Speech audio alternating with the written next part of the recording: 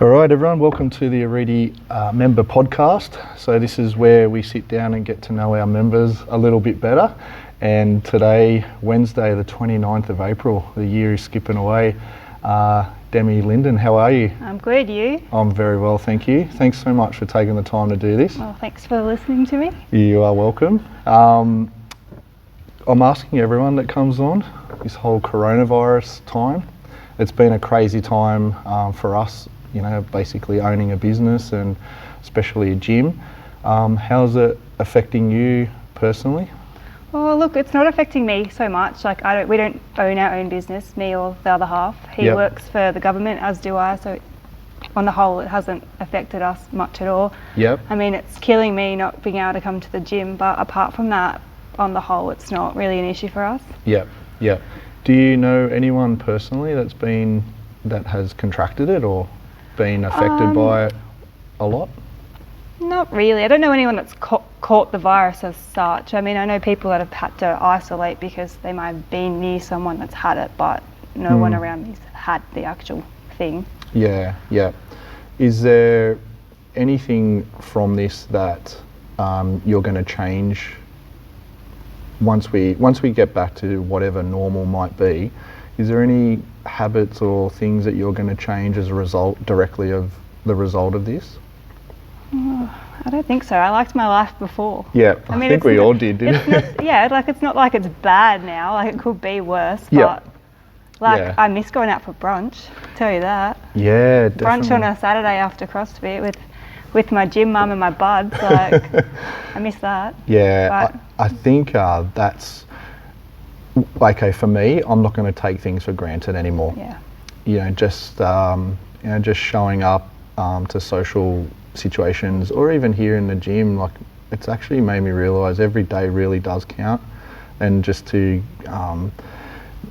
be more present, because I miss that. I miss that connection of catching up at the cafe or just going to the pub for a beer with the boys. Like before, it's like, oh, maybe I could skip the gym today, and now it's like, no, I won't do that again. I won't skip it again. Yeah, exactly. Like, what if that happens and it gets shut down again? I missed out. It's like the last day it was open before it closed. I was like, I had a really sore, what was it? Oh, in my shoulder. I was so sore. And I'm like, no, I'm still going. I'm not missing it. So I still came. Did you, when we were informed, okay, Sunday night press conference, you're going to be shut tomorrow, did you have a feeling that we would be closed for this long? Nah. I don't think anyone really, I don't know if it's just played down how severe it was, to be honest. And it's like it wasn't here, and then it just sort of hit Australia, and it's like, oh, it's a big deal. And it's just like we were sort of blind to what was going on the other side of the world. So I don't think anyone really expected, oh, well, that's what's going to happen. Yeah.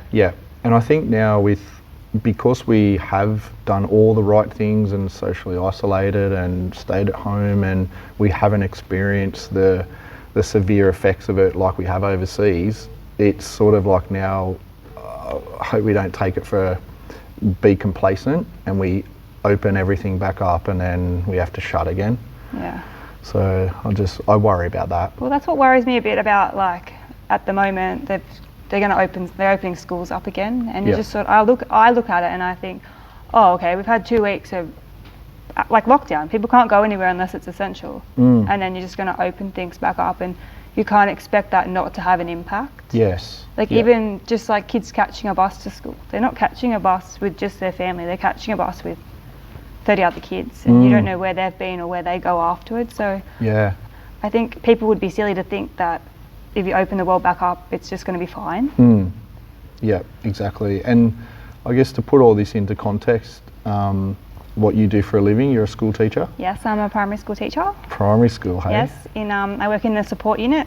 So I work with a bunch of different little kids. Cool. And it's great, but it's just quite hard at the moment. Yeah, so what is going on in your professional life at the moment? Like, how is all this affecting you? So, like, it's not just me, it's everyone that I work with, and it's hit everyone hard because, like, we miss our kids. Like, we miss seeing our kids. We do that job because we love the kids. And it's really hard, and I get it's hard for parents as well. Not that I'm a parent myself, but we miss having their kids and having them there every day. And trying to teach online, it's just not the same. You don't have that one-to-one connection with them. And like, you're sending work home and they're sending work samples back to you, and it's just, it's never going to be the same as having them in your classroom, having them in front of you. Yes, yeah. So what sort of adjustment have you had to go through to move from like face-to-face to online? So we have this thing called Class Dojo, which majority of us have anyway. It's sort of like a point system, I guess. Well, some teachers use it as a point system and say kids might do a really good job on a piece of work, so they'll get it's called a dojo. They'll get a dojo for that. Yep. Or someone might share a really good story, so you get a dojo. Like, it's really positive reinforcement that you use to give these points out to these kids. And different teachers have different ways of rewarding kids for points they've gotten. So for example, you might have 10 dojos, so you'll get a well done card, and then it goes even higher as you move along the chain on that. But it was never really a work-based system. So now it's sort of gone to, all right, we have portfolios on there and kids can upload work. Yep. And it's not exclusive to each child. Like, other kids can see other kids' work and they can all comment on it. And it's like it's sharing. They can still see what they've done, and yeah, they share their work that way. And that's how we talk to them. I mean, we can still do videos if we'd like to the kids, but it's got to be at school, you got to be in a classroom, you got to have another teacher there. Like, it's just all that sort of child protection stuff. Yes. So yeah. It can get a bit hard, and for me personally, you like to have a joke with the kids. Yes. And you know them, and like, you know, yeah, you're not their friend, but you sort of are their friend. Yes. And I get a bit worried if I'm to do a video or to do a live chat with them, that I might have an inside joke that I have with the kids all the time, but maybe someone will overhear that and they won't be happy with it. So that's always on the back of your mind, that you can't really be who you are normally with them. Yes. Because you're not in that setting. Yes. So that's been a bit tough. What are the ages of the kids that you mainly deal with? So at the moment I am an RFF teacher, so I take the kids when the other teachers get their break. Yep. But as of week 4 or 5, I'm taking a 4, 5, 6 class. Okay. So they range from 8 to 11, 8 to 12. Yep, cool. And how do you think the kids have adjusted to this change? Do they really comprehend what's going on? No, the kids don't understand what's happening, but they've been brilliant. They've been such superstars. I mean, for my kids in particular, they're very set on routine. Yes. And that's how they work. That's how their brain works. Being kids like that have autism or something like that, they're very stuck in a routine. So I think it's been good for them to be able to adjust and change and have to, okay, we're going to this classroom today, or we're not doing maths at this time. Yeah. So it's been good in that sense for some of them, but for others that can't come in, it's hard for them, and you just think, oh, they might come back and they're going to be back at square one. Like I think a lot of kids are going to restart back where they were. Start of this year, even not the end of last year. Yeah, really. Yeah, it's probably like what's going to happen in the gym too. Oh, for sure. I don't think I'm going to be able to lift anything that I was lifting before. The message I've been giving people is, and I don't know, is this about with the kids as well? It's not about trying to push any great limits at the moment. It's just trying to maintain and learn a little bit as you go, just to get to the other side of this. I mean, with the kids at the moment, of course, they're not learning anything new. You can't expect their parents to teach them stuff. Like, they're not teachers. Like, it's not on them. So it's a lot of stuff they've already learnt, and it's a lot of like outside activities. So go outside and they'll make a treasure hunt, or come up with maths questions, but based on, like, I don't know, 10 leaves plus 10 leaves. Yep. And it's a lot of like hands-on, real life sort of things. Yes. And it's just that interaction with them, so they don't feel like, oh, they're alone and they have no one else. Yeah. It's not really like, you know, your whole academic based and we have to get this done. It's not like that. It's not that approach at all at the moment. Like, they're still doing things, but it's not expected. Yeah. It's just trying to adapt to something slightly different, and just keep them active and their mind active, and keep them learning. Just maintaining their curiosity, and just until we can get to the other side. And it's the same with the gym. Just maintain what you've got. And just like their mental health, really. Yeah. Like, you don't want them to feel alone and like, oh, they've got no one, because they're not with their friends, they're not with their teachers. Like, they want to feel like they've still got people, and home might be stressful. Like they might have parents that have lost their jobs, or parents might be working from home and they've got several kids. Like it's not easy on anybody. Yeah, exactly. How are you finding the parents are coping with it? Because my role at the moment, I'm not so much parent based, I guess, parent centered with me at the moment. I mean, I hear things, and look, I think the parents are coping quite well. Yeah. Like you're always going to get a few that are stressed out, but it's like getting stressed about it's not going to help anybody. And honestly, if you're a parent and you need help, contact the school, call the school. And even online, there is so many online resources that are free at the moment. You just look that up. There's YouTube videos for everything. Yeah. Jack Hartman all the way. If you need a song on anything, go YouTube Jack Hartman. He'll sing you a song. But yeah. The saviour, Jack Hartman. Yeah. And that's what I was going to ask. Do you have any advice for parents that might be looking for some help? So they're all good things to consider. So what's happening, I guess, is it the 11th of May, going back one day a week?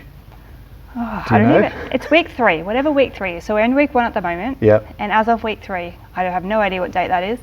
It's going back one day a week, but it's like a scheduled day, so it's not the whole school back one day. Kids will get set like a certain day that they're allocated to come in. Yep. And it's also not compulsory. Parents can still decide if it's in their child's best interest, whether they send them or they don't send them. Okay. And it's no black dot against their name if they do or don't come. Like Yes. Purely for their child's sake or the parent's sake. Yeah, I think they want to just send them back one day a week, or just in this staggered approach to see if there is any outbreaks and they can jump on top of it. And I mean, my school's doing everything they can. I mean, they've brought in all the extra hygiene stuff. There's sanitizer galore everywhere. Yeah. The kids aren't sitting near each other. We're all in separate classrooms. Like it's all. Yeah. Like it's horrible.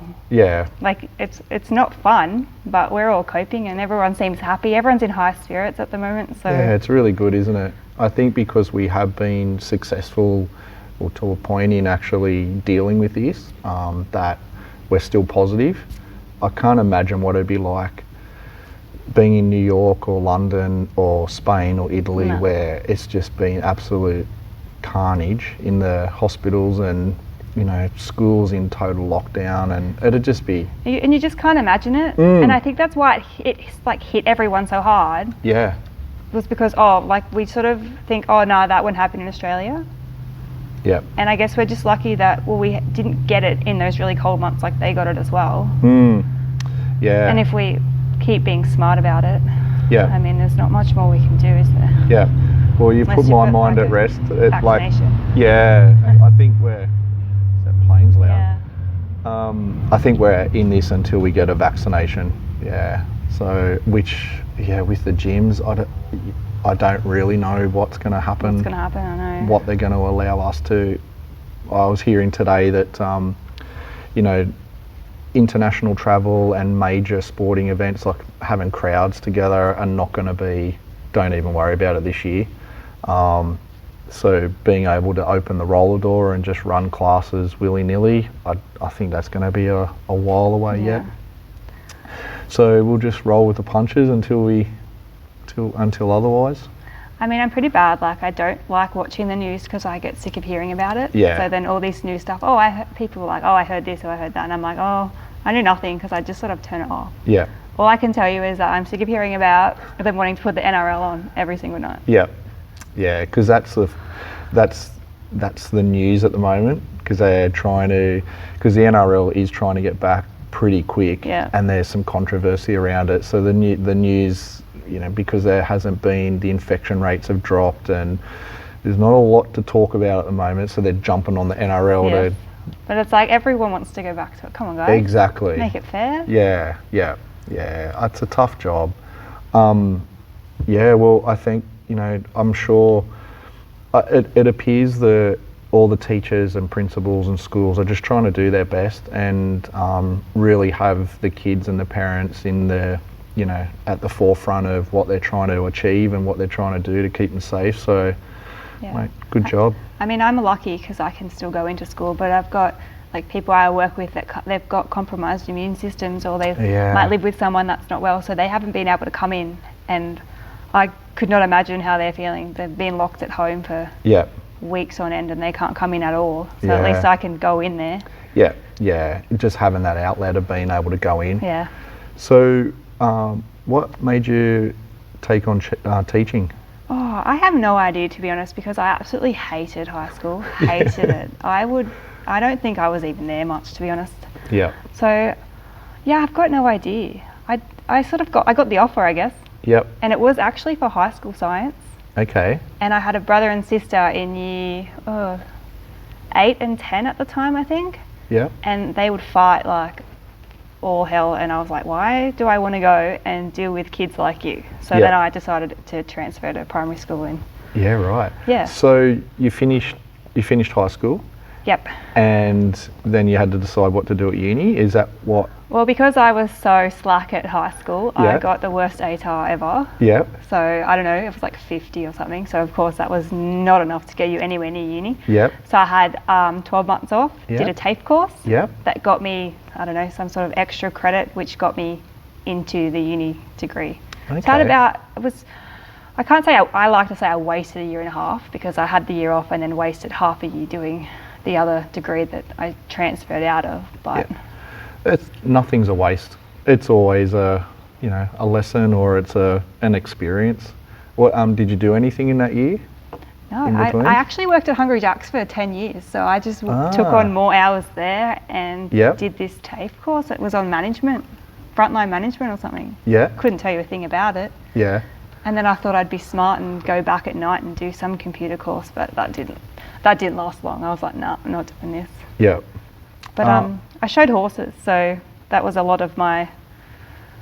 big chunk of my life, really. Yeah. Okay. It's like they're all still at mum's, so I don't do it as much now, but when I was a kid, it was all the time, and I think that's where all my time was really dedicated to when I was in high school. Yeah. Right. Much rather be out riding a horse than Yeah. going to school. Yeah. I'll get to childhood and horses and stuff with which uni did you go to? UWS. Okay. So I went and to- so is that how you've sort of got into the gyms through Western Sydney Uni? No, I don't even know how I got onto the uni gym. I've got no idea why I even started there. Oh, actually, I think I was at one of the standard 24-hour gyms. Oh yeah. And I Yeah. hated just going in there and ignoring, like, putting in my headphones and ignoring everyone and acting like no one was there. Yeah. Yeah. So then I joined the uni gym, and they had some really good boot camps and that every day, and it was a good atmosphere. So that was fun to start with. Yeah. Got really into it. Yep. Couldn't miss a day. Was doing the Saturdays and all that, and then they closed. Well, they got taken over, and I wasn't a fan of it. And everyone had been telling me try CrossFit, and I was like, nah, there's no way I could do CrossFit. I'm not fit enough for CrossFit. And then I sucked it up one day and came and It's loved funny it. how everyone has that perception that I'm not fit enough, or I'm going to wait till I get fit Yeah. to join CrossFit. Like that is a huge barrier for people wanting to start CrossFit. Did you have fun at uni, or was that a good Nah. experience for you? Uni was just uni. Yeah. Didn't have the uni social life. Did my timetable, so I made sure I was there 1 day, 2 days. Had the worst first prac ever. Like, people say to me, how did you even finish your degree after that prac? What happened? Oh, it was just a disaster, let's put it that way. I don't want to incriminate myself. Yeah. Okay. But I had to then redo a prac, so it put me 6 months behind, which then they brought in all these initial testings you had to do, a numeracy and literacy one, Yep. and they changed the dates on those, so I missed the cut-off, so that put me another 6 months behind. Yep. So my uni, that should have been, 4.5 years? I don't even know, it took me 6 years maybe to do it. But hey, it's done now. It's done. Yeah. And honestly, people are like, how did you even keep going? And I was like, I don't know. I don't know. Did you ever consider giving up or changing? No, because I don't come from an extremely wealthy family, Yep. and I didn't want that for myself. Yep. And I wanted to achieve something, and I hated, look, my 10 years at Hungry Jack's, I hated that. That was your job every day. And people do it, and that's fine, but it wasn't something that I wanted to do. I wanted to sort of achieve something. Yes. So no, there was no way I was giving up, but Yeah.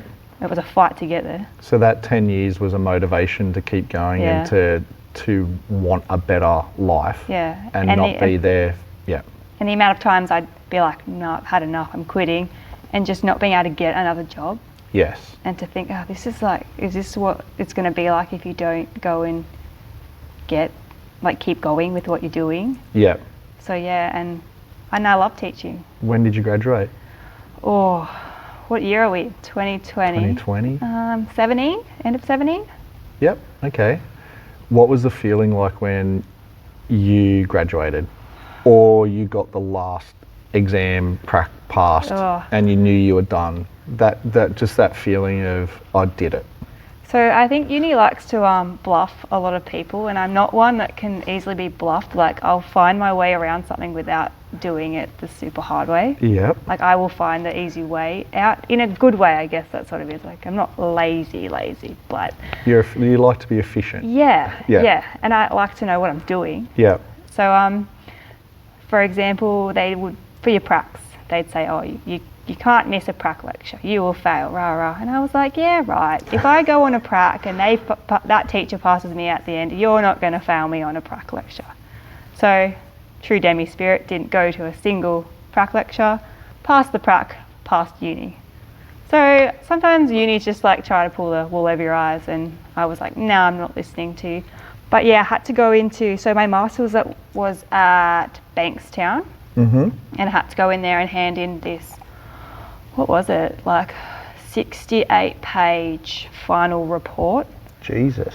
And it was horrible to try and write it. It was absolutely horrible. And I took it in there, and so my uni was a roller coaster of emotions, and I gave it to, she was my supervisor at the time, and she was there when my first prac blew up in both our faces and was just horrible. And I walked into there and she looked at me, and I had my piece of paper there, and we both just burst into tears because she was like, I don't even know how you got here. And we're both just in her office just crying our eyes out.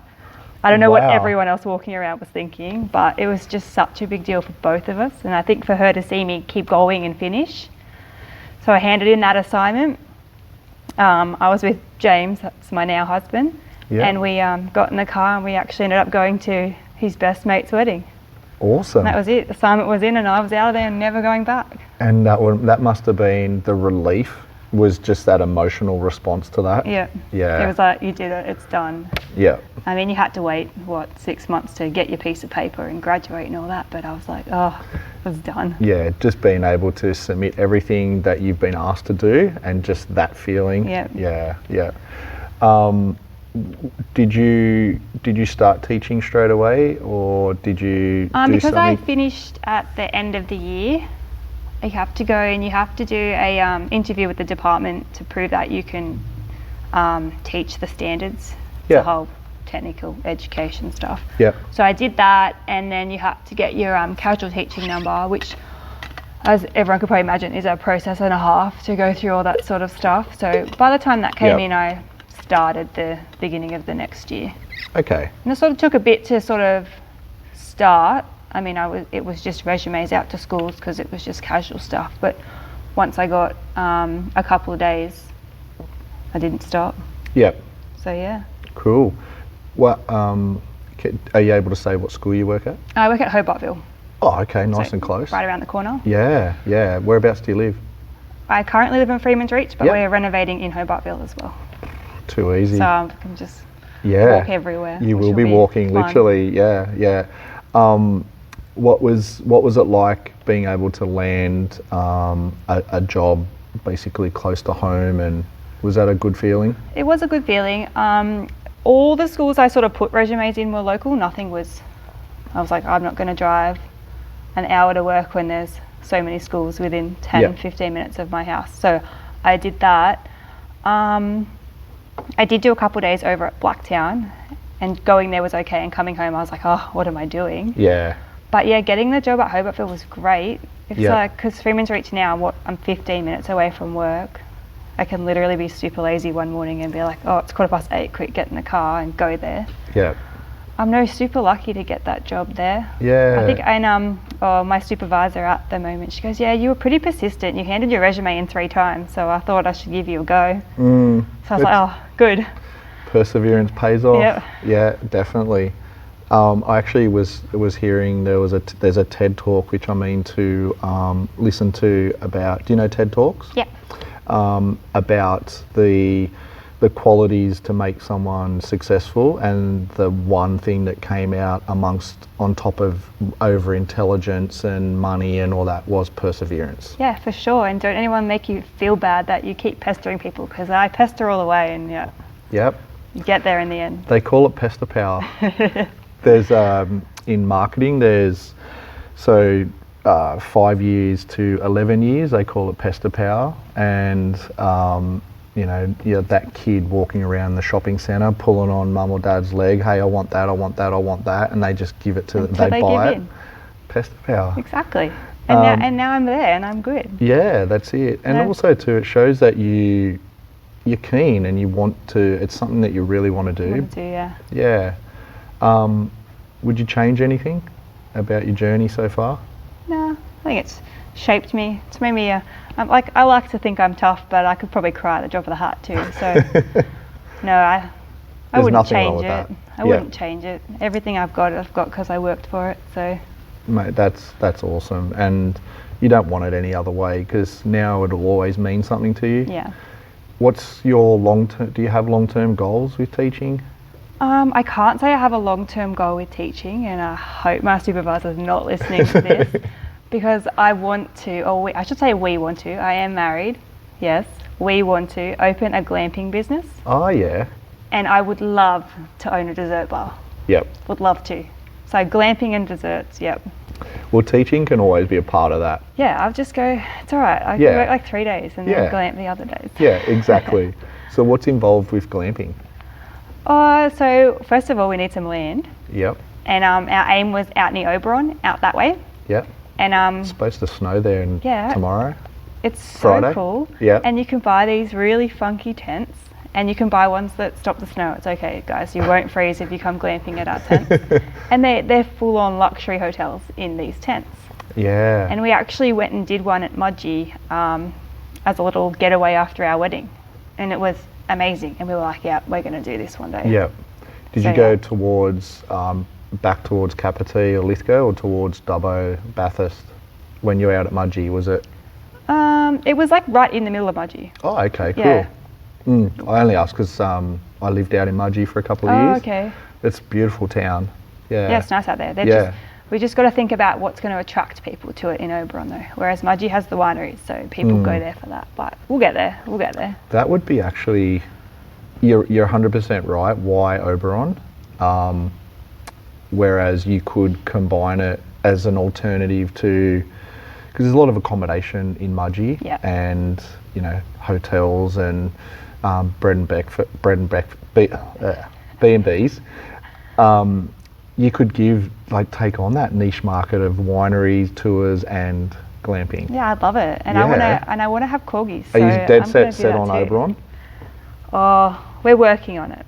I've sort of gone off Oberon a bit, and I think Oberon's just, we've always wanted land. We've both come from land, so the suburban thing is not really us. Yeah. And I think when we were a lot younger, we used to always just drive out to Oberon, so it was just Oberon. But I would go elsewhere, because you've got to find a reason for people to go there. Otherwise, you're going to set yourself up to fail to start with. Exactly. Yep. I totally agree. I'm open on different locations, but let's finish this project first. Yeah. Have you? So you went. You've had that glamping experience after you got married. What was it like? Oh, it was so pretty. It was so nice, and there was just they had 3 tents, and they were nowhere near anybody, and it was like just no one was near you.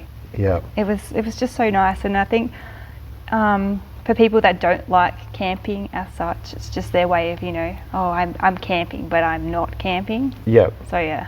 Yeah. What are some of the little touches that make it glamping? Oh, definitely the bath on the deck. Okay. And the fireplace. There was a fireplace in the tent. Yeah, wow. So the tent I stayed in had 2 baths, one inside, one outside. and a fireplace, big king bed. Yeah, it's not really camping, it's glamping. Are these permanently set up? Yeah. Or okay. Yeah, so that makes more sense. I don't think they would be. They'd obviously be a lot cheaper than having a permanent structure. They're about 25 each tent. Yeah, okay. And then when you start adding like the bigger tents or the fireproof ones or your snow ones, You got a house. I mean, but it's the setup. If you don't set it up properly, it's not going to ever go anywhere. Yeah. So there's no point skimping to start with, or you're setting yourself up to fail, aren't you? Yeah, exactly right. And dessert bar. Oh, can't wait. So what's involved with that? I don't know, I'm not a cook at all. I hate cooking like dinner sort of things, but ask me to make you dessert and I'm all over it. Mm-hmm. Waffles, Nutella pizza, like all that sort of stuff. Yep. I just love it, and I love making it look pretty, and I think part of me likes to feed other people, so I'm not eating too. Yeah, yeah. Whereabouts would you have it? Is it something that you would have at weddings, or is it like a shop? I feel like I'd like it as a little shop, and it would just be like your Friday, Saturday night sort of thing. So not a full-time sort of, of thing, but yeah. Something like, did you ever go to Adriana Zumbo's at Leichhardt? Yes, I did. Isn't it cool? Yeah. Yeah, something like that. Something like that? Yeah. Perfect. The old nothing too big, just a nice little place, and everyone's like, oh, I'm going to go to Demi's dessert bar. Yeah. Is that what you call it? Probably. So original. Yeah. I walked into that Zumbo's and is this it? Like, it's so tiny, but that's all you would need. Yeah, and the people that went there, it was insane. Yeah, definitely. I think, he's shot to fame from MasterChef, hey? That's how I found out about it anyway, so cool. What do you need to make those two happen? Money? Yep. No, we don't need much. We're both pretty driven, so it's like I can't see it being a 3-year plan. It's more to a 5 or plus year plan, I think. Yep. Something to keep you motivated and keep you hopeful and working towards a happy life. Yeah. Yeah. I hope so anyway. Yeah. Yeah, and you said you're married? Yes. And how long have you guys been together? Been together almost 8 years. Yeah. And we got married August last year. Cool. And did you say James? Yeah. All right. How did he propose? Good on Jim. So he can't keep a secret to save his life. He's very, how do I say it? He's not good at buying me presents. Okay. And if he does, you got to have it the day he's bought it. He can't hold on to it. So the day that he went and picked up the ring, it was just a random Monday night. Yep. And of all things, we'd been over to IKEA and we'd been over to Costco. Yep. We literally had coleslaw and chicken for dinner. And for some reason, he didn't want to go home before it got dark. And I couldn't figure out why we're staying out so late. Normally we're home because we get up early. I'm like, why are we not going home? Anyway, we get home like 9:30 at night. And he runs inside while I'm still getting stuff out of the car. And I'm like, I don't know what this guy's doing. What's he on about? So I go inside and he goes, oh, can you come out here and help me with these fairy lights? And so I'm thinking, what does he want help with fairy lights for? Like, okay. And normally I'd be like, no, do it yourself. But for some reason I walked outside and there he is down on one knee under the fairy lights that were working fine. Yeah. And he goes, will you marry me? And I was like, oh, don't be stupid. Get up. What are you doing? And I did not see that he had this box in front of him. And then, it all clicked and whatever. And then he had this little bottle of champagne and whatever. And we sat on the front steps looking like total dags, but totally happy. And then, told a bunch of people the next day. Oh, that's awesome. But, yeah. Does that probably sums you up? Yeah. That's, he would have been nervous as hell. Oh, he was so nervous. And I was like, why? As if I would ever say no. Like, I've been pestering you forever. So. Yeah, but you still get nervous. And he told me that he wasn't worried I'd find the ring. He was worried I'd find the bottle of champagne in the fridge and I would ask what the champagne's for. Yeah, okay. How long after that did you actually get married? So we got engaged the November and was married the next August. So not long at all. I just wanted it done. I didn't want to think about it for several years, so we just did it. And we actually went out Oberon Way looking at wedding venues. Okay. But ended up getting married in the Hunter Valley. Oh, cool. Did you stay up there? Like, where'd you go for your honeymoon? Was that out at Mudgee for the glamping? Or? Yeah, we did the glamping 2 nights or 3 nights. 2 or 3 nights after the wedding, and we decided, because we'd also been overseas last year. Yep. We went to the Netherlands and where else we go? France, Belgium, all those European places. We spent 5 weeks overseas, so we didn't want to take any more time off work. So we decided we'd do the wedding, have 2 days, 3 days over there, and then we waited till the school holidays and went to Tassie. Awesome. We did 2 weeks in Tassie. Wow. So, so what does James do? He works on power lines. Okay. Yeah. Does he?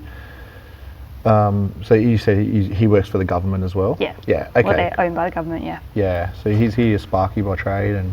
No. No. Just power lines. Okay. So when we needed our new house wired, he could not do it. Yes. Yeah. Okay. Fair enough.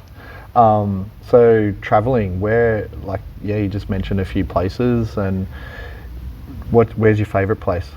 Oh, Amsterdam, hands down. Yeah. Loved it. Have you ever been? No. Oh, beautiful. I'm not a traveller, hey. I hated it. The flight, hated it. Like, if you said to me, Demi, here's 2 free tickets to Amsterdam tomorrow, I think I'd be like, no, thank you, because the flights killed me. What about the flights? Oh, just. Do you not like flying, or is it just the length of time? I had never flown that far to start with. I think my max was like, Melbourne or Brisbane, so you're like an hour max on the plane. Yeah. But and Jim can sleep anywhere, just can fall asleep, and I can't. And it was hot and stuffy, and pay for the extra leg room, honestly. What was the flight leg? Sydney or to? Sydney to Abu Dhabi. Yeah. Maybe it was 14, I think. Yeah. And then Abu Dhabi to Amsterdam, I think it was 9. Jesus. And we did it in like one slog. Oh. So we were in Abu Dhabi for like 2 hours onto the next one. Yeah. So what did you love the most about Amsterdam? It's just such a pretty place. Yep. And the history and the culture, like it's so nice. And you look, like we have photos from there, and it just looks like we're standing in front of a backdrop. Like it just doesn't look real. Yeah. It's just such a pretty place. I did a podcast yesterday with Guy Carter. Yeah. And he went to Switzerland, and he was saying just same sort of thing, like just looking, and he sent me photos afterwards. They're almost photos that you could put an inspirational quote over the top of and be inspired and it looks like by you it. Totally photoshopped it, and you didn't. You just took the photo. Yeah. Yeah, it was so nice. And even just like, because I have family that live in Holland. Okay. Well, actually, though, they've moved to Amsterdam now, because my cousin got signed to a soccer team over there. Wow. So yeah, he's a big deal. So yeah, he's now in Germany, and the rest of them are in Amsterdam. So we were pretty lucky. We got to go, and we sort of based ourselves with them, and then we went and did our little trips from their base.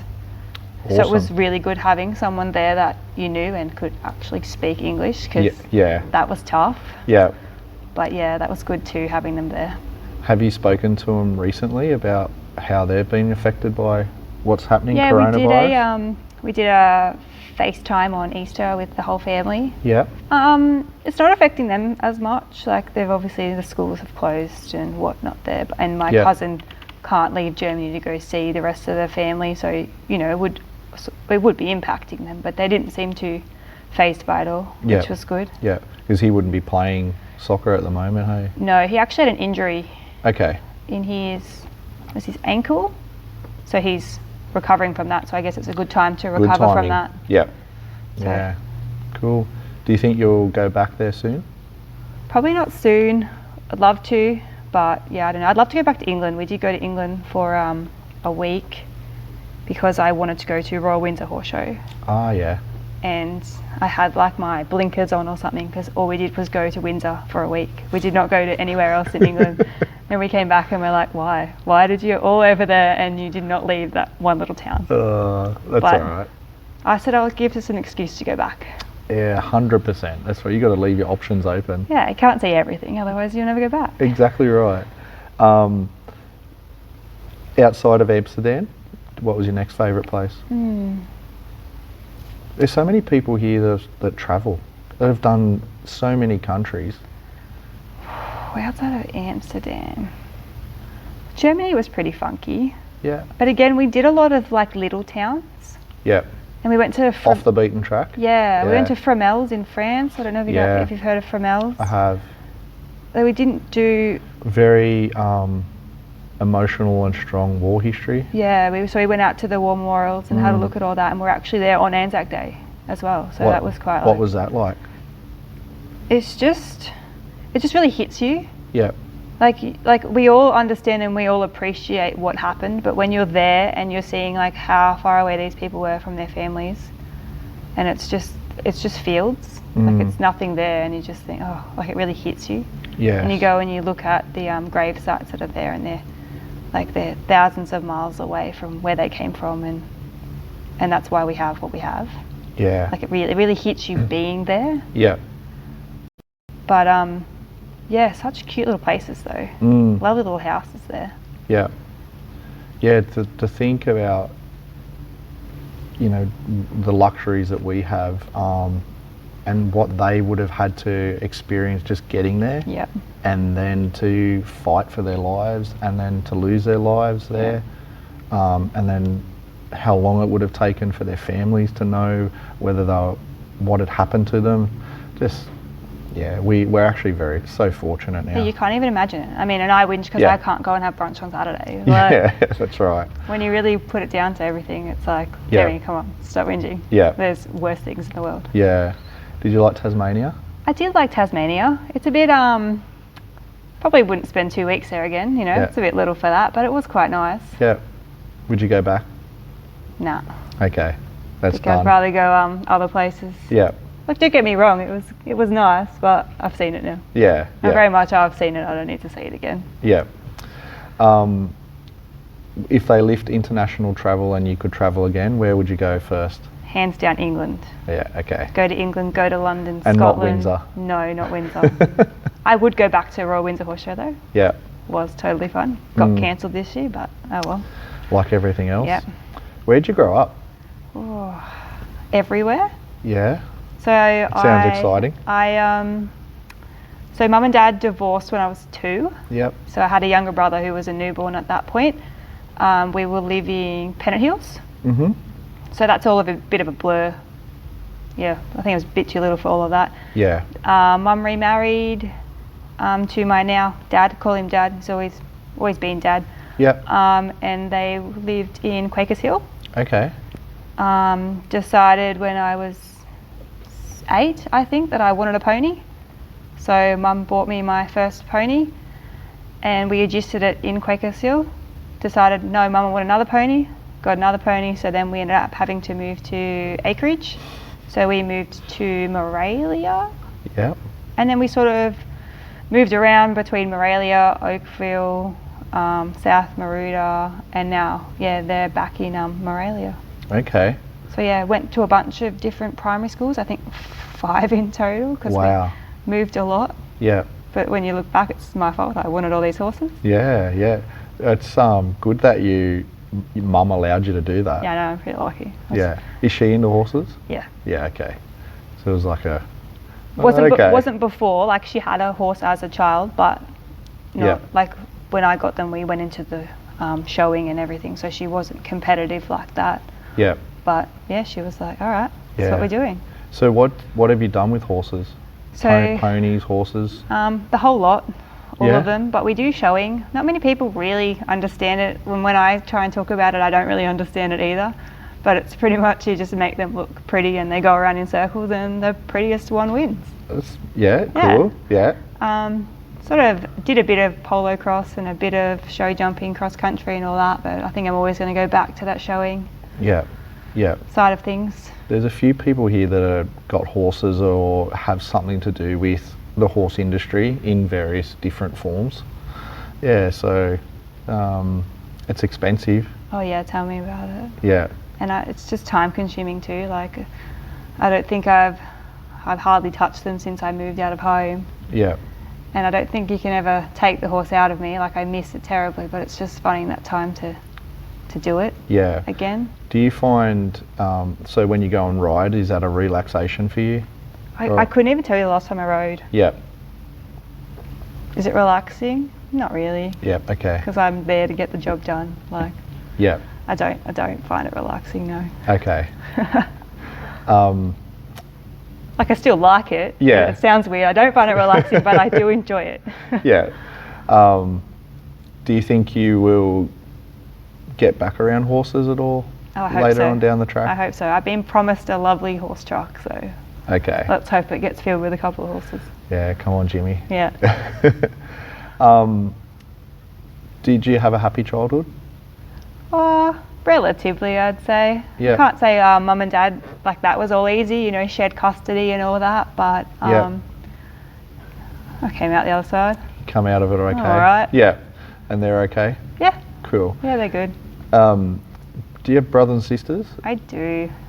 So I have one, I don't know, it sounds bad, you say full brother. Yeah. He's fully related to Yeah. me. And then I have, so my dad remarried and he's got 2 boys and a girl. Okay.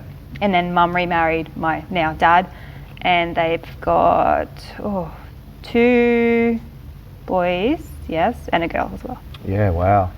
What's Christmas like? Christmas is insane, and I said this year to Jim that we are not leaving our house.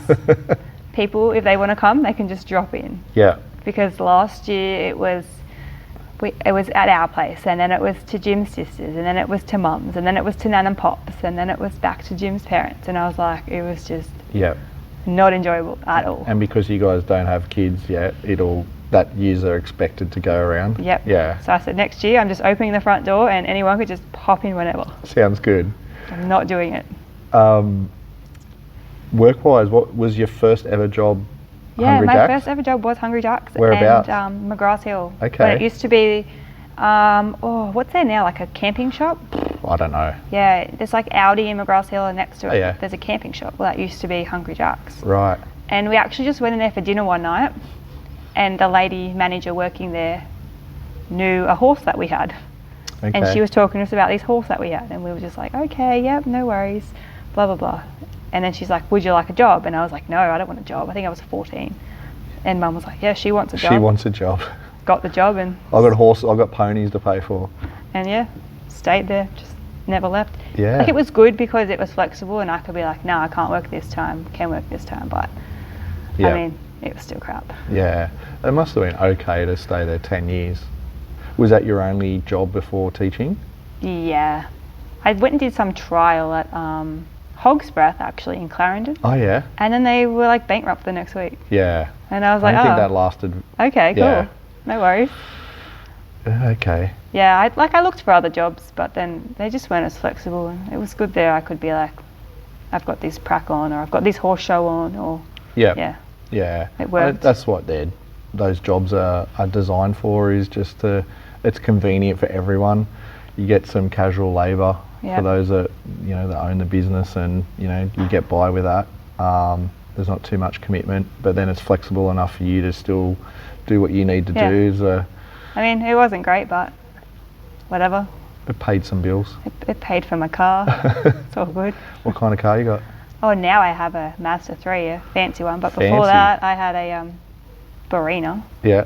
That cost me a fortune Was because that- I was a That was that your first car? silly, naive child that got a 7-year loan. And We've all been there. if you could name something that went wrong with it, it was wrong with it. So, Okay. yeah. Then I got a new one. Upgrade to the fancy Mazda. I like to think it's fancy anyway. Yeah, I'm sure it is. I mean, I love a Range Rover, Jim, if you're listening, but the Mazda will do. Range Rover, horses, Yeah, expensive glamping, taste. and a Expensive dessert taste. bar. Thanks, Jim. Yeah. You've recently lost a lot of weight. Yes, Can we talk about that? we can. So, where were you at a point where you decide, okay, where were you, and what was the journey? Okay, well, weight's something I've struggled with my whole life. Like, I was quite big at high school as well. And in that year off that I had before going to uni, I was like, really kicked my butt into gear then and lost a whole bunch then. And then I think just the uni assignments, just all that, I just ate my emotions, I think, and then put it all back on. And I think it had a lot to do also with travelling. Mm-hmm. And I'd drive an hour to uni or hour and a half to uni and then back. So I'd fill the time with eating and spending majority of your time sitting around writing essays rather than outside doing stuff. Yeah, it just sort of packed on. So it's always been something that I've struggled with. Yeah. And I'd always tried to lose it myself, like alone. Hence why I did like, you know, the 24-hour gyms and hiding there and everything. And I got to a point where... do you know why you try to do it alone? I think I was just ashamed, sort of, like, you know, oh, I don't look like the other people in the gym, so I don't want to talk to any of them. Like, I think I was scared of being judged. Yeah. Like, even now, I'll be like, oh, I'm a bit worried that someone's watching me, and no one's watching me, no one cares. Like, everyone's here doing their own thing. Yeah. And that was, like, something I really had to learn, was that you're there doing your own stuff. And people aren't horrible like you think they are, and if you need help, someone will help you. Yeah. Was it something you were always conscious about? My weight? Your weight? Yeah. Yeah. And it was always, you know, wear the oversized clothes, or if you went somewhere, it was sit there with a pillow over your stomach, or, you know, that sort of thing. So it was not, I was never like confident with it. No, I wasn't like a bigger person that was happy to flaunt. No. Yeah. I was a very much hide, don't get in photos sort of person. Yeah. So it really affected your confidence and self-esteem. Yeah. What was in the latest occasion, how much weight have you lost? I think I'm at like 34, 35 kilos. Amazing. So I think at my heaviest I was 113. Okay. When I came back from overseas last year, I was 113. How did you feel back then? Just not confident. I mean, I was happy. Yeah. Like, I wasn't a sad person, but just not a confident person, I'd say. Yeah. And I think I just always thought it was just too hard. And like, oh, I can't do what other people are doing, so I won't be able to lose the weight. And it was a lot about just not knowing, like not having that knowledge, not knowing what to eat, what exercises to do, all that sort of stuff. Yeah. So then I decided that, okay, I need to do something about this. Plus I had a wedding coming up now. So that was an incentive as well. Yeah, I was going to say, so at 113 kilos and you feel like that, what was the trigger? Like what was the motivation or the fuel to say, I've got to change? So, so when I came back at 113, that was May last year, and Jim had proposed to me the November before that. I must admit I did put on probably 10 kilos overseas. I pretty much ate my way through Europe. Yeah. I wouldn't recommend not doing it though. Like, it's totally, it is worth it. Yeah. Like, they do good food. Yeah. So I had sort of started before we went away, but I wasn't committed, knowing that I had that trip coming up. Yeah. And knowing, oh, well, when I do that, like, it's, what I've done before is going to mean nothing because you're going to come back at square one. I had that mentality. Yeah. So it was really, all right, we got back from overseas. I had a friend's wedding that weekend, and then the Monday after, it was like, all right, this is happening. And I'm very much, once I set my mind to doing it, I'll do it. So it was like, no, this is happening. This is what we're doing. So when you made the decision this is happening, what, for those that might be struggling with it at the moment themselves, what were the things that you changed, and what habits did you put in place? Okay, so first of all, I actually went and spoke to my GP, because I great start. Was like, okay, there's got to be something I can do, because I was always hungry, and I'm like, there's got to be something, like I need to go and talk to my GP. So I went to a GP, and she was like, well, you could take this or do this or see a dietitian and rah rah. And I was like, well, I don't really want to take anything. I want to sort of do it without taking stuff. So she actually did prescribe me Duromine, which is meant to be like an appetite suppressant. For me, it didn't work. I just wouldn't eat during the day, and then I'd still be starving at night time. So that's when your binge eating happened and all that. So for me, that didn't work. I mean, for some people it might, but for me, that didn't work. Yep.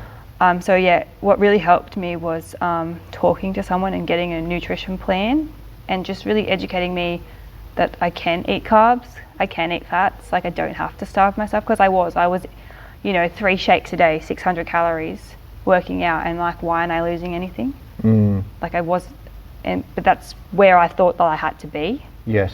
So yeah, it really helped me going and talking to someone who knew the stuff. So yeah, I did. I spoke to a girl who used to work at the uni gym, and she did a nutrition plan for me. She did we did week by week measurements, we did programs together, and yeah, that's where it really kicked off. And now that I'm educated on it, I keep going. Like I haven't spoken to anybody else nutrition wise in maybe, or since I spoke to her first. And I think about it and I think, oh, I should go talk to someone like Shay because Shay's brilliant and knows a lot. But I think I know it already. And for me, it's working right now. So for me, I don't think that's something I need to go and do at the moment. That's something that when you feel stuck, Yeah. or okay, I've plateaued. What's like just a different perspective someone can give you that you hadn't thought of. But you're doing awesome, mate. How do you feel now? I feel great. Yeah. I feel so good. Like being a bigger person, you would imagine I have excess skin that I absolutely hate and I'll bang on about it. But like when you think, okay, Demi, you've lost 35 kilos, you got to expect that you'd have that. Yes. So like I will get like conscious of it and whatever, but coming like from looking at pictures from where I was to where I am now, it's nothing to be ashamed of. Yeah, it's incredible transformation. You should be so proud of yourself. What was the first month like? It was absolutely horrible because the first lot of nutrition was a lot of a lot of sweet potato and pumpkin and stuff. And I remember just trying to figure out ways to cook this stuff that was different. And the amount of vegetable rice I ate, blended it all up and put it together. Oh, literally give me a sweet potato now and I would throw it at you because I'm like, oh, I just can't. Yeah. It's not easy. I'm not going to tell people it's easy to lose weight. It's not. It's horrible. It's hard work. And someone like me who's I'm always thinking about what my next meal is going to be, or that makes it even worse. Food is a big thing for me, whereas James, the other half, he doesn't care. Food's not a deal for him at all. So for me, I'm when am I going to eat next sort of thing. So it was so hard. Do you feel your food's still attached to your emotions? No, not so much. Okay. Nah. Yeah, that's good. What things got you through mentally to keep going through that month when it was hard? Oh, that wedding dress? Yeah. It's strong motivation. Probably bad to say that I did it because of my wedding dress, but I had to fit the wedding dress. Yep. Yeah. So I just kept going. Yeah. And get up and you just keep going and you do it again and again and again, and now I can do burpees. Yeah. Did you have any moments where you had any breakdowns? Oh yeah, for sure. And I really struggled with, I'd be really good and I would eat and then I would go and make myself throw up. And that's something that I can still struggle with now. At the moment, not all the time, but sometimes we'll be all right, we'll have a treat. So we'll have some pizza or something. And I really got to sit there and talk to Jim about, it's okay that you had this pizza. You don't need to go and throw it up. You're not going to put on 10 kilos because you've had this bit of pizza. So that's something that I still find I struggle with, but nowhere near like I used to. Yeah, and that's fantastic that you have that support there with him to be able to verbalise what you're feeling. Yeah. Because I think that's really, it's so helpful to people when they're going through something like that, to have that support, just to talk and have someone else there listen and to reinforce that you're not crazy, or what you are doing is, meaningful and good for you. And I think it was good for me to actually open up and talk to people about that too. Yeah. Sandy, Shay's mum, so she's my gym mum. Yeah. Love her to bits. Love and I Sandy. met her at the uni gym. Yeah. And sort of just, she's my mum now. Yeah. So she's my buddy and she's been so great to talk to, and when I'm feeling down and whatever, I can be like, hey Sandy, have a chat with me about it, and she'll be like, you're okay, rah rah rah. Yeah. And so I love Sandy, and telling her and also telling Cassidy about it. So having these other people that I can talk to about it as well has really helped me, because you three seem to have formed a really positive, healthy, happy friendship group. Has that been really good for you? Yeah, that's been really good for me. I mean, I had Sandy the whole way through the uni gym, which was great, and I didn't really, I met Cass there, but didn't really get to know Cass till I came here. Yep. And even now, Cass will come over and we'll train together. Not so much our poor gym mum. Yeah. We sort of kicked her out a bit when Cass and I decided we'd be comp partners together. Yeah.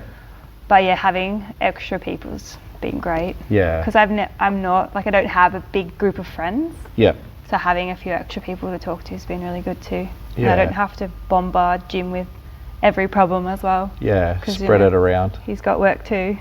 Do you feel in a place now where you can keep going with this and stay on track? Yeah. Yeah. Yeah. Are you fearful of going back? 100%. Yeah. 100%. And that's why I think I struggle so bad with letting myself have, treat food. Yeah. Because I think, I don't want to go back like that. Yeah. So I calorie count and macro count every day. And Yeah. I'm like, I'm better. Like, Yeah. so like Saturdays we might, have a cheese platter, or we might have pizza, and I'm way better than what I was. Yeah. But for sure. And being still, okay with just having that and then getting back on track. And see, that's something I'm really good with, is I can have that bit of, junk food or bad food or not good choice food, whatever you want to call it, and I can get straight back onto it the next day. And I think that's where a lot of people struggle. They might have junk food for, breakfast and think, oh, I've done it now, I better have it for lunch, and I better have it for dinner, and I'll start again next Monday. Yeah. And I think it's getting through that, getting over that no, you can have it once and then, you go back to what you've been doing. Yeah. And I was like that, yeah, for sure. I was like, I'll start next week. I've already eaten that today, so I'll just keep going. Yeah.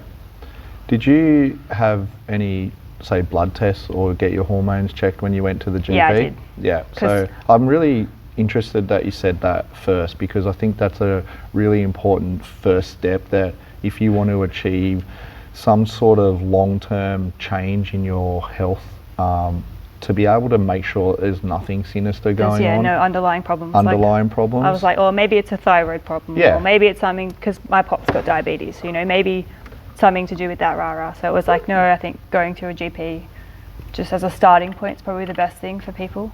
Definitely. I'm glad that you said that. So I think you've given a really good message and some really good advice on that. Has CrossFit helped? Yeah, CrossFit's helped so much. Yeah. I mean, I really loved the uni gym, and to be honest, if it didn't close, I can't say I would even be here right now. Yeah, yeah. But CrossFit, it's just, I don't know, it's just different. And I just felt like over there you were doing like your generic boot camp, and it was getting to the point where it was just the same repetitive stuff. Yep. Whereas here I never find it's the same repetitive stuff, and I love like the pushing myself. Yes. No, you can get one more rep, or you can do an AMRAP and do another round, that sort of thing. It's absolutely endless, and we were talking about it yesterday with Guy, whether you're trying to improve your skills in gymnastics, or whether you're trying to lift more weight in weightlifting for a snatch or clean and jerk, or whether you're trying to get an extra cow per minute, or go up to the heavier dumbbell or kettlebell or dead ball. There's always something to improve on every day. Hitting that RX, I'm like, come on, you can do this. Let's get that. Yeah, and that's, I think having scaled an RX is really good, because it the achievement of earning that RX is a good motivator. Yeah. What message do you have for people that might be listening who are thinking of doing CrossFit but are too scared to do it? 100% give it a go, because I was so scared that I wouldn't be able to do it, and I like to think that I'm killing it a little bit. Yeah. So give it a go. You're going really well. Yeah. Competition. So it's just so. I was so pumped for it. So it would be so this excited. Sunday. I know. It would be this Sunday. We're going to have the Arete throwdown. Yep. And that would have been your first CrossFit comp? Would have been. I would have been so nervous. You would have been. I would have been like butterflies galore before it, but Did you see the previous comp, the birthday bash that we did last year? I've only seen some clips on Instagram and whatnot. Yeah, it's pretty insane. Even watching that, I'm like, oh, can I even do that? I don't even know. You'd be fine. So when we reopen, that will be one big party when we eventually get back to some sort of normal and get to be able to have a competition again. Yeah, except you've got to give me a few weeks to be able to lift stuff again. Yeah, I think we'll need a few weeks to get back into the swing of things. Could you go back to a 24/7 gym now? Nah, no way. It's the people too. Yeah, Yeah. Like you come for the people, you come for the atmosphere, you come for being pushed. Mm-hmm. Like when someone walks past and says, come on, you can do another one. All right, I can do another one. Yeah. Like Guy, for example, I was up the back one day, 5:30, and I was just there like, I can't do another one. He stood behind me, he's like, come on, you can do it. So I'm like, yep, I can do it. So, Yeah. you know, get that last rep out because someone's there saying, yeah, you can do it. Yeah, exactly. And it's amazing what you, the messages that you put in your own head. Yeah. And then it just takes one other person that you see doing it or say to you, hey, you can do more. It's amazing how that can trigger you to go to another level. Yeah, it's a lot of self-talk. Yeah. Come on, you can keep doing it. Demi, you are going to get that 2.5 minute plank. Keep going. Keep that was me going. this morning. When I get to 2 minutes 15, I'm like, no, keep going. So what are your plans for, or your goals for CrossFit? My goals for CrossFit? Do you have any? Not particularly. Like I'm pretty happy with how I progressed to start with. Yeah. Yeah, I can't say I have any goals as such. Yep. Just maybe do your first comp. Yeah, I'm always keen on getting heavier weights for some reason. Yep. So Is that primal? Yeah. Everyone wants to be strong. Yeah, I think so. Like getting those squats heavier and stuff like that. But so when you and Cassidy are training at the moment, is it at your place or her place? Okay. It's at my place because So Cass pretty good needs me to. We manage. Yeah. We manage. I mean, I went to Bunnings and got some rubber mats because we were just doing it on those yoga mats that were falling apart every time I did a burpee. Yeah. So I went there and got some of them, and a friend at school had a little dumbbell kit. Oh yeah. It's only 24 kilos, but I was like, oh well, it's better than nothing. And went to Big W. All we could get was 12 kilo kettlebells, so we grabbed 2 of those and two $2 skipping ropes, and we've got a stump. We do step ups onto a stump. Perfect. But you know. Who comes up with your workouts? That's me. Okay. And where do you get them from? A lot of. Just what you like to do, or you. I sort of just go onto like Google and look up different WODs, and I just mix a whole bunch of stuff together and try and focus on like upper body or lower body or. Yeah. I try to sort of base it off what we do here too. So we like it to start with. We'll get our little barbell out, and we'll do some sort of like weight spit, and then we'll go into like a bit of a WOD. And then at the end we sort of focus on one area. So it might be legs, might be abs, might be butt. Yep. But yeah, that's how we've been doing it. Yeah, cool. And you're training every day still? Trying to. Yep. Didn't do it Monday. Monday was the first day back at work and was late at the house, and so didn't do Monday, but pretty much training every day. Cool. Well, you're killing it, mate. You're doing so well. You should be very proud of the journey that you've been on, and I can see the determination in your face, and I know that you'll keep going with this and you'll do really well. What do you do to relax? That's a great question. What do I do? I don't know what I do to relax. No. Movies, actually, honestly, Netflix. I think to relax, I literally watch dessert videos. Yeah? Like, I'll watch videos on how to make different desserts. Yeah, okay. I don't know if that's what other people call relaxing, but... Yeah, that's fine. Or I'll go for a walk around the block. Some people do gardening for relaxation, or some people exercise to relax, which is strange, but yeah, it's whatever gets you thinking outside of your normal stresses of work and routine, and just for you to calm and bring yourself back into balance. So dessert, desserts all the way. No, I don't even eat them, I just watch them. What motivates you, or where do you get your inspiration from? Do you follow anyone, or do you have any gurus that you go to? No, I'm quite self-motivated, a self-motivated person. I'm quite like, it's very much something that I want to achieve. Yeah. Like, I mean, I'll watch, CrossFit videos or follow a bunch of people on Instagram and you see what they're doing, but I can't say that motivates me to go out to my shed and do it. Yeah, yeah. Like, I don't know. Yeah, that's why I'm asking you. Some people are, they follow a particular motivational speaker, or they follow a particular um, sporting team or Yeah, no. you know, inspired by it? I think I do sort of self-motivate.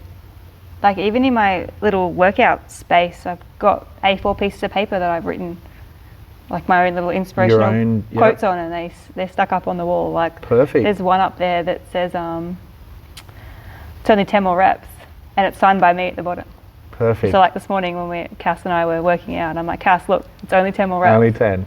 Well, all right, we can do this. Yeah, and I think there's more power in being self-motivated than looking for that external motivation. So that's really good. Yeah, and that's still good for people, but you got to sort of fix your own problems. You can't really ask everyone else to fix them for you. Yeah. And that's something I've really found with like this weight loss that I've done, is I might post like a before and after picture. And I got a few messages saying, oh, you're only doing it for attention.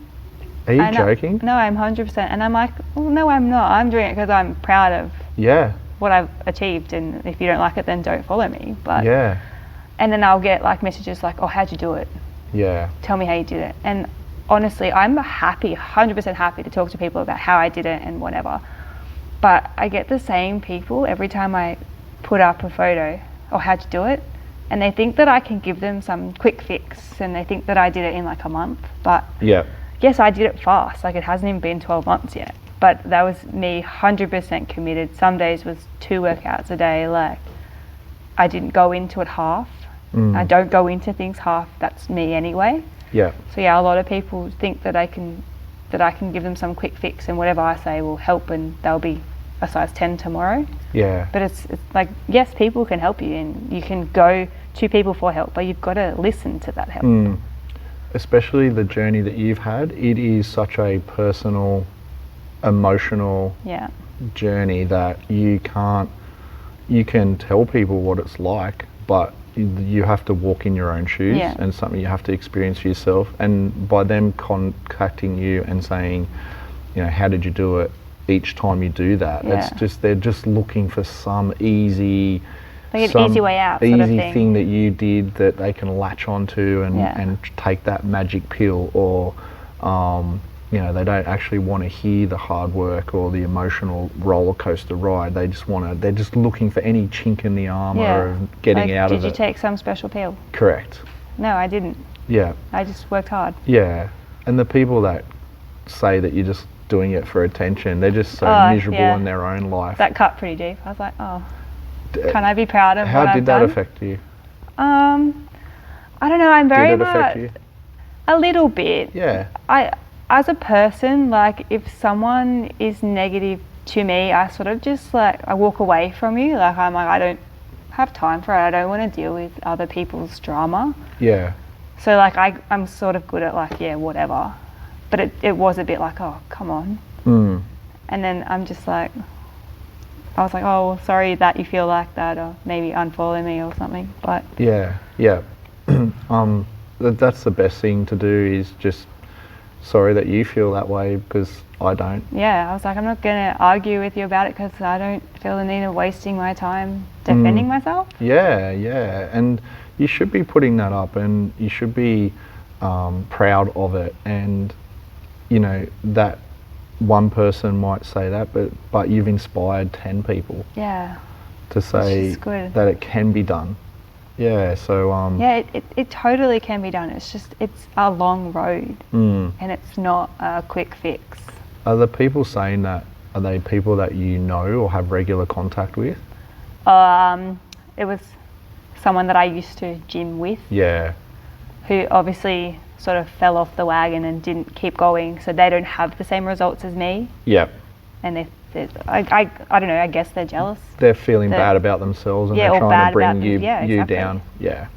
And I'm like, it's not my fault that you didn't keep going. Yeah. Well, you just keep doing your thing and don't listen to that. Because with that, whether you know it or not, you would be inspiring other people, and that's so powerful. Yeah. Do you have any fears or phobias? Fears or phobias? I hate bugs. Cannot crush a bug. Yeah. And cannot deal with chalkboards. Really? Like, just even now thinking about a chalkboard just makes me cringe. Lucky you're coming into the digital age with. Yeah, I know. I was like whiteboard all the way. Yeah, Whiteboard's yeah. fine. Yeah, bugs and chalkboards. Cool. That's I haven't come across those yet. It's odd, hey? Yeah. If you could go back to teenage Demi, Yeah. what advice would you give her that you know now? It will get better. You've just got to put your mind to it. That's Yep. probably best. Yeah. Just stay the course. Yeah. Mm. I think that's my motto, full stop. Yeah. You just got to keep going on that track. Yeah. You know, have your little detour, but get back on the track. And do more glamping. Yeah, do more glamping, guys. Go out and live. Well, thank you. No, It's thank been you. awesome getting to know you a little bit more. Yeah. I've got some quick rapid fire questions for you. Oh, okay. What's your favourite takeaway meal? Thai. Thai. Where And- from? Carmen? Carmen. Carmen? Not Thai buffalo? Castle. No, I don't like Thai buffalo. Why? Oh, okay. So, why don't you like Thai buffalo? Because I went there once and it was really bad. Okay, you're the first person I've heard say Yeah, that. I know. Lots of people have said that. So Yeah. now I go to, I think it's Carmen Thai. It's like near the Commonwealth Bank. Oh yeah. On just like a couple of doors up. Yeah. Yeah. Have you Near, tried there's like a- Castlelong across the road next to the Royal? Yes, I've tried that one too. But Carmen, they know me and I ring up and I'm like, hey, it's Demi. And she's like, okay, oyster sauce stir fry with chicken and tofu. And I'm like, yep, done. Beautiful. So chicken and oyster sauce with tofu. Yep, All right. that's Awesome. me. What's your favourite all-time movie? Favorite all-time movie? Oh, I can't think this fast. What's a movie I've watched more than once? I don't know. I'm not really a movie repeater. I did a podcast with Sam Hollis, and he. Oh no, it was Guy. I think Inception. He's watched it 29 times. Oh gosh, no. Yeah. I'm not it a was movie. one of them. I'm not a movie repeater. Like, okay, Brooklyn Nine-Nine's not a movie, but I have watched every season probably 5 times. That'll do. Favourite movie or favourites? Is it Netflix show? Yeah, There you go. Brooklyn Nine. Nine. I haven't seen that. It's great. What's I it love about? It's about a bunch of cops, and it's like, you know, they're like 23-minute episodes, and it's like, you know, the dream job. Like, if you want to work somewhere, Yeah. I want to work there. All action. No, it's just funny. Oh, is it? Yeah, they're Oh, like total okay. clowns. Like, it's just great. Cool. All right, that'll do. Yeah. If you had any elite talent or superpower, what would it be? Just be able to run really fast. Wish I could run. Not a runner. I'd love to run really fast. Yeah, like ridiculously Yeah. fast. Yeah. Good, I like it. You can get away with a lot of stuff. Yeah. Just Catch run. up to the kids anyway. Yeah. If you're down, last one. If you're down to your last $20 Yep. and then it's all over, Yep. what would you spend it on? Coffee. Coffee. Yep. Do you have a favourite coffee place? Black Duck. Yep, here in Richmond. Yep. Awesome. Do they know you by name? They do. That's all that matters. They do. Well, Demi, thank you. Thank you. It's been awesome getting to know you a little bit more. And from me personally, I'm really proud of seeing the journey that you've been on and what you've achieved so far physically, mentally. I hope the coronavirus doesn't affect you too much more and things can get back to normal for you at work. And thanks so much for taking the time. No, thank you for having me. All right, legend. Well, like I said, I'd say this to everyone, we will do a part 2 and who knows where we'll end up in another year or two. So Yep. thanks for everything. Thank you. All right, see ya. Bye. Oh.